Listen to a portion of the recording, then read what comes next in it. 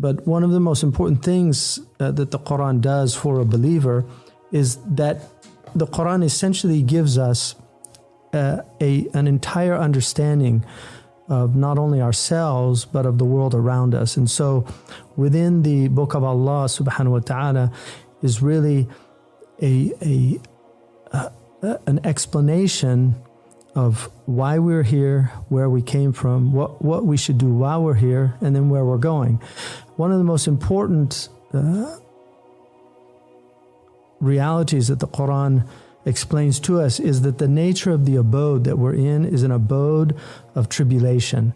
Darul Bala. This is an abode of trials and tribulations. And this is the Quran is rife with verses that remind us of this fact. And so one of these verses in which Allah subhanahu wa ta'ala says that He is the one who خَلَقَ الْمَوْتَ وَالْحَيَاةَ لِيَبْلُوَكُمْ. He created life and death, and He created life in order to test you. And then He says that to see which one of you is the best in actions. أَيُّكُمْ أَحْسَنُ عَمَلًا. Which of you is the best in actions. And then also another text that was in Surah Al-Mulk. In Surah Al-Naml, Allah subhanahu wa ta'ala tells us that Sulaiman, who was given an immense dominion, actually says about what he was given, هَذَا مِنْ فَضْلِ رَبِّي لِيَبْلُوَنِي أَشْكُرْ أَمْ أَكْفُرْ. That do I ashkuru am akfuru? Am I grateful or am I an ingrate? Do I have ingratitude? And here kufr means to be ungrateful, because that's the fundamental meaning of the word. وَمَنْ شَكَرَ فَإِنَّمَا يَشْكُرُ لِنَفْسِهِ. And whoever is grateful really for the benefit of his own soul.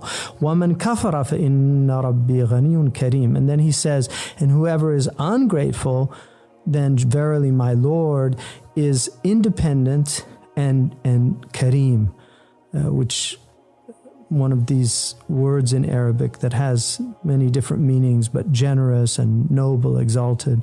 So my Lord is ghaniyun, is rich without need, and Kareem, generous with his riches. So this is what Sulaiman says. What's important here is that what Sulaiman is essentially telling us is that tribulation is not just a negative aspect of life, which a lot of people think, oh, I'm going through a lot of trials and tribulations. This is a reminder that tribulation is also blessing, that blessings are tribulations. So depending on whether you're grateful or not, because a lot of people are pure ingrates with their blessings. And one of the remarkable things about our time is that people are just filled with ingratitude.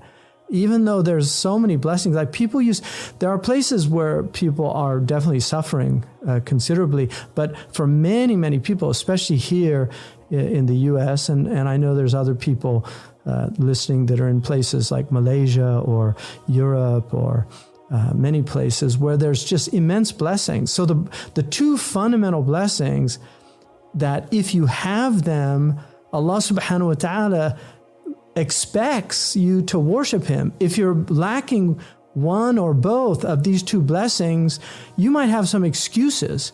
But when you have these two blessings, you have no excuse with Allah subhanahu wa ta'ala. And those are security and freedom from hunger. This is a fundamental thing in Surah Quraysh, when Allah subhanahu wa ta'ala says, لِإِلَافِ قُرَيْشِ إِلَافِهِمْ رَحْلَةَ الشِّتَاءِ وَالصَّيْفِ فَلْيَعْبُدُوا رَبَّ هَذَا الْبَيْتِ. Let them worship the Lord of this house. Why? Because He has secured you. آمَنَهُم مِّنْ خَوْفٍ. Right? He has secured you from any fear, so you're in a state of security. أَطْعَمُهُم مِّن جُوعٍ وَآمَنَهُم مِّنْ خَوْفٍ. He has given you food, so He's given you satiety from your hunger, and He has given you security from any fear. So those are the two blessings that Allah is saying warrant the worship of Allah subhanahu wa ta'ala. And that, in Maslow's hierarchy of needs, the fundamental ones are the physiological needs, he calls them. But actually the Prophet ﷺ, I think, has a better hierarchy of needs than Maslow. And of course he does. I mean, I don't think, I know. Because the Prophet ﷺ actually the first khutbah that he gave when he went into Medina was, he said that, Ya ayyuhan nas, afshu salam, like spread peace. In other words, create security in your societies. And in Sahih al-Bukhari, one of the 3 hallmarks of faith is, the third one is badru salam lil alam, spreading global peace, spreading peace around the world. So the Muslims we are supposed to be spreaders of peace, right? Global peace. So that peace is what the Prophet ﷺ told us to spread. And then he said, Afshu salam bainakum. And then he said, Wa at'imu ta'am, and feed the hungry. So there you have security at the very bottom of the pyramid, and then the next are the physiological needs. Because if you're about to have your lunch and a bear or a lion shows up, you're going to forget your lunch. Security is the fundamental need before the physiological needs. You need security. And then he says, wasilul arham, and then maintain kinship bonds, because family is the foundation of a society. So you're moving up in this hierarchy. And then he said, وَصَلُّوا بِاللَّيْلِ وَالنَّاسُ نِيَامٌ, and then pray in the night when people are asleep. So now you have to work on yourself, because everything, the hierarchy is there. Your securities are taken care of, your food's taken care of, you have family. Now work on yourself and get close to Allah subhanahu wa ta'ala. And then he says, تَدْخُلُ الْجَنَّةَ بِالسَّلَامِ. So it begins with peace and it ends with peace. Then he said, you will enter paradise in peace.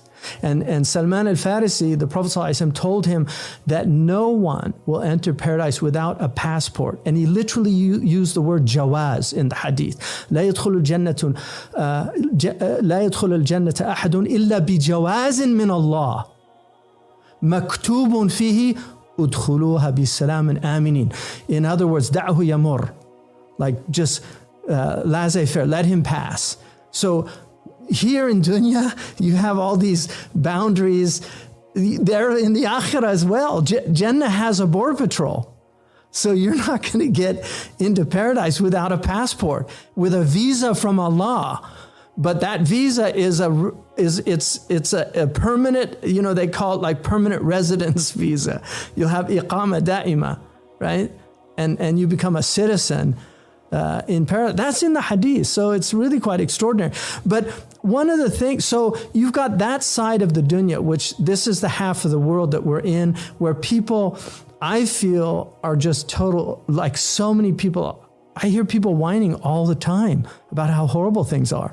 They don't know how horrible. I mean, I'm somewhat of a historian. I've read a lot of history. I have a degree in history, but so my reading of history, like, don't complain, because you have no idea what has happened in the past in history. It's terrifying what's happened. Like what people have gone through, the hunger they've suffered. I mean, our Prophet ﷺ suffered immensely, but yet he never complained. Show me anywhere where he complains. The only complaint the prophets give is to Allah. They don't complain to anybody else. There's nowhere where he complains, sallallahu alaihi wasallam, because they understood everything. So now why didn't they complain? That's the important thing. And this is what the Quran teaches us, why they didn't complain. And here's the reason. In the Hikam of Ibn Ata'illah, he says, and this is in the 104th Hikam, and this is one of the most important books that was written in our tradition in the science of ihsan, recognized by all of our scholars. It's commented on by so many people. One of the great Maliki scholars, Ahmed Zarruq, has over 25 commentaries on it. Some say up to 32. And he would finish commenting on it. He would start a new commentary because he was getting new insights into these things. And Faqih al-Bannani said, if it was permitted to read other than the Quran in prayer, it would have been permitted with the Hikam of Ibn Ata'illah. I mean, that's hyperbole, obviously, but the point he was making was, this is such a stunning book with insight. So one of the things that he says, قال رضي الله عنه, Ibn Ata'illah, مفخرة of the of the Egyptian people, that he was born and raised in Egypt. In fact, some say, because the famous hadith, there's a hadith, and may Allah give succor to our brothers and sisters and sons and daughters in Yemen who are just going through immense trials and tribulations. But Ibn Ata'illah was originally from Azd, which is a Yemeni clan. And so when the Prophet ﷺ said that al-imanu Yamani, some of the scholars said he was referring to Abu al-Hasan, who was from the Bani Ash'ar, who are a Yemeni tribe. And then when he said, well, fiqhu Yamani, and jurisprudence is Yemeni, he was referring to Imam Malik, who was from Dhu Asbah, which is another Yemeni tribe. And then when he said, well, hikmatu Yamaniya, and wisdom is Yemeni as well, they say he was referring to Ibn Ata'illah, because he was also Yemeni from the Azd. And there's Azd al-Kabir and Azd al-Saghir, there's different people from that. But it's one of the great tribes of the Arabs or clans. So anyway, Ibn Ata'illah radiallahu anhu says, ليخفف ألم البلاء عنك علمك بأنه سبحانه هو المبتلي لك. In order to diminish the pain of your tribulation, He has given you knowledge, glory be to Him, that He is the one trying you. So once you know that diminishes the weight of the tribulation. And this is what our Prophet ﷺ knew. And this is why at the lowest point of his life, which is Ta'if, he does that remarkable dua at Ta'if, that as long as you're not upset with me, I'm fine with what's come to me, as long as you're not upset with me. And this is from the book of Allah, when the Prophet was commanded, وَاصْبِرْ لِحُكْمِ رَبِّكَ فَإِنَّكَ بِأَعْيُنِنَا, in Surah At-Tur. Be patient with the hukm of your Lord, with this decree of your Lord, because you are in our providential care. Like بِأَعْيُنِنَا, you're in our care here. The ulama say it's inaya, right? Which is related in the etymology, the greater etymology, to ayn, right? So then he says, فَالَّذِي وَاجَهَتْكَ مِنْهُ الْأَقْدَارِ هُوَ الَّذِي عَوَّدَكَ حُسْنَ الْاخْتِيَارِ. So the one who sends these trials and tribulations that you hate, He is also the one who has accustomed you to things that you love. And so he says, بما تحبه فاشكره على ما أولاك. This is Ahmed Zarruq. واصبر له فيما به تولاك. So be grateful with the things you love from Allah, and be patient with those things that Allah have sent you that are difficult. And this is why إن في ذلك الآيات لكل صبار شكور. This Quran are signs for people that are constantly patient and constantly grateful. You have to be one or the other in any given circumstance. If it's a trial, be patient. If it's a blessing, which is also a trial, then the response is gratitude. Those are the responses. Ibn Ata'illah said he had an immense weight on his shoulder, and he was just really troubled. And he went to his sheikh, Abu al-Abbas al-Mursi in Egypt. He was from Alexandria. And he went into him and he told him, every human being is in one of four conditions, and each of those conditions has an appropriate response. You're either in blessing and the response is gratitude. You're in tribulation and the response is patient. You're in obedience and the response is to witness God's tawfiq, that He's given you this success, shuhud al-minna, to see the blessing of obedience from God. Or you're in disobedience and the response is repentance. And that's it. And Ibn Ata'illah said when he heard that, he felt like this incredible weight was taken from his shoulders. That's it. That is a Boolean algebraic formula for how to live in this world.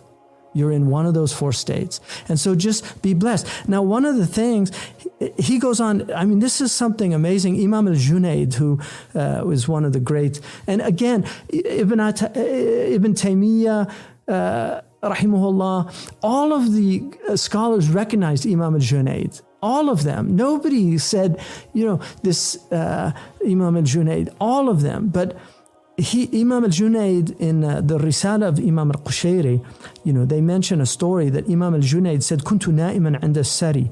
That was his uncle, Sari al-Saqati. He was Saqati is like he had a junkyard. And so he sold from a junkyard. That was his halal job. It's amazing, right? The best food is from jobs that are halal, and every job that's halal is dignified. We don't, Nabiullah Dawood, كان يأكل من كسب يده. He was actually a smith, so he was doing something that was labor. I mean, one of the things about our culture is it denigrates labor, which is really sad, because labor like carpenters and tailors and people that do these are some of the most halal jobs now in the world.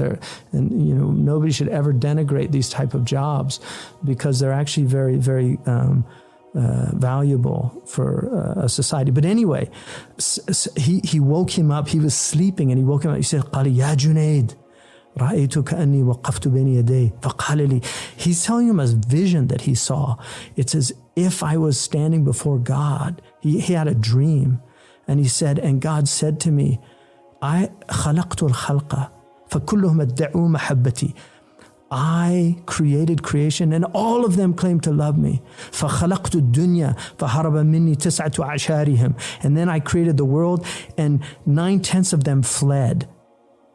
وبقي معي العشر, and only 1/10 remained. فخلقت الجنة فهرب مني 19 العشر, and then 9/10 of that 10th fled, because I created paradise.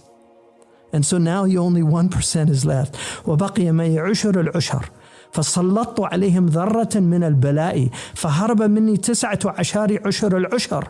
And then I sent upon them an atom's weight of tribulation, and 9/10 of that 1/10 left me. Now you're literally down at just 0.1. فقلت للباقين معي لا دنيا أردتم, you don't want dunya, ولا الجنة طلبتم, and you don't want Jannah, ولا من النار هربتم, and you don't flee from the fire, ولا من البلاء فررتم, and you're not fleeing from tribulation. فماذا تريدون, what do you want? قالوا أنت تعلم ما نريد, you know what we want. فقلت لهم إني مسلط عليكم من البلاء بعدد أنفاسكم ما لا تقوم له الجبال الرواسي أتصبرون. I am going to subject you to tribulation with the number of your breasts. And even the high mountains could not stand it. Will you show patience? قالوا إذا كنت أنت المبتلي ففعل ما شئت. If you're the one sending the trial, then do what you want. فهؤلاء عبادي حقا. Those are my true servants. I mean, this is a dream that one of the Salihin saw, but it's a remarkable dream. And so here it is, that the Prophet ﷺ was told us when he was asked, who are the people that have the greatest tribulation? Su'ila Rasulullah sallallahu alayhi wasallam, أي الناس أشد بلاء, which people have the greatest tribulation in the world? فقال صلى الله عليه وسلم, the Prophet صلى الله عليه وآله وسلم said, الأنبياء ثم الأمثل فالأمثل. First the prophets, and then those closest to the prophets, and then those closest to them. يبتلى الناس على قدر دينهم. People will have tribulations based upon the degree of their faith, their religion, their deen. فمن ثخن دينه اشتد بلاؤه. The ones whose deen is very strong, their religion is strong, they will have اشتد بلاؤه, they will have great difficulties. ومن ضعف دينه ضعف بلاؤه. And those who have weak religion, they will have weak tribulations. وإن الرجل لا يصيبه البلاء حتى يمشي على الأرض وما عليه خطيئة. There will be people who have so much trial that they will be walking on the earth without any sin. This is a Sahih hadith. So this is it. Now, even more extraordinary is that the Prophet ﷺ told us that on the day of judgment, there will be the people of Afia who had well-being in this world, when they see the rewards, this is in the Musnad of Imam Ahmad, when they see the rewards of the people of tribulation in this dunya who had great suffering and difficulty, they will wish that they were flayed alive in the dunya. Their skin, تُقْرَضُ جُلُودُهُمْ بِالْمَجَارِيقِ. The Prophet ﷺ said that their skin was flayed alive, cut from them. That's what they would hope in the dunya. And people don't realize this. This is a difficult thing. Now, do we want suffering? No. The Prophet ﷺ said, "Asallallahu al-afiyah," and he went by some people in great tribulation and suffering, and he said, "Awalam yasarullah al-afiyah?" Didn't they ask for well-being? And this is why inni yasaruka al-afu wal-afiyah wal-mu'afat al-da'ima fi dini wa dunyai wa ahli wa mali. These are the du'as that we say every day, every morning, and every evening. Why? Because these are the du'as of asking Allah for well-being. So it's not like we want suffering, but when suffering comes, see who the one who sent the suffering. Why did he do it? The Prophet ﷺ said that there are people that sabaqat lahum min indillahi manzila, that there are people that have a station in the dunya, like they have a station with Allah. Lam yablugha bi'amali, but that person did not reach the station with their actions. In other words, what Allah wanted from them, they did not give to Allah. Fabtalahum, so then He tries them. So He will abtalahu fi جسده وفي ماله وفي ولده حتى يبلغ منزلته عند الله, until he achieves the station that Allah subhanahu wa ta'ala, because he shows patience. Imam al-Ghazali said that there are people who their sins will only be removed by depression. Like literally Allah will give them sadness and grief. And this is the removal of their sin. This is an abode of huzn. When we look at the description of the Prophet, كَانَ دَائِمَ الْأَحْزَانِ, he was constantly in a state of huzn, but he was also in a state of joy with Allah. So these are not paradoxes. These are understanding the nature of the abode. When you see the world, you can't go now on the internet without seeing things about Yemen. How could you not cry? Or Palestine, or Syria, or Iraq. I mean, how many tears have been shed by our community over just looking at the tribulation around the world? But what you need to understand is, maybe those people aren't fulfilling what Allah expected from them as people of the Prophet Muhammad's ummah. And maybe He's removing all of their sins in this world. I mean, I saw 3 women on CNN from Syria, and they were literally crossing into Turkey, fleeing the crises. And I just completely floored me. You know, the person, the reporter just said to this person, you know, what do you think? What do you think about this situation? And she just looked at me and she said, Allah mawjood. Allah exists. That's a believer's response. You know, so on Yawm al-Qiyamah, what maqam does that person have? Because that's patience. I mean, all these Muslims have gone through all these things. We've been through this before. I hear people saying, oh, you know, people, I'm losing my faith. There's people in America, Muslims, that are losing their faith because of what's happening in Yemen. What does that mean? Look at the people of Yemen, like they're calling on Allah subhanahu wa ta'ala. And this is the difference. It's amazing. Don't lose your akhirah because of somebody else's losing their dunya. I mean, we're people of akhirah, we're not people of dunya. This abode is what it is. And it's a zero-sum game. It always has been. You know, some areas get better, other areas get worse, but it stays dunya. And we've had a long run, those of us who are over here, we've had a long run of blessings. So I see dark clouds on the horizon. I'm not a negative person, but I see dark clouds on the horizon. People should be doing spiritual exercises to get ready for what's coming, because you don't want to lose your faith just because everything falls apart. And things fall apart. I mean, World War II, my goodness. Like, I don't know. People should be grateful. That's my feeling. My advice to myself and everybody else is just Be grateful. Alhamdulillah wa shukrillah. Stop complaining all the time. It's just amazing, the complaints. So this is it. In order for him to mitigate the pain of your tribulation, he gave you knowledge that he was the one trying you. لِيَبْلُوَكُمْ أَيُّكُمْ أَحْسَنُ عَمَلًا. So may Allah make us people of patience and gratitude. Even better is to be grateful all of the time, because the arifin, the people that know Allah, are grateful even in their tribulations. Because Ibn Abbas said, in every tribulation, know that there are 3 blessings hidden that you have to see. The first is it could have been worse. You lost a child, you could have lost all your children. You lost a hand, you could have lost both hands.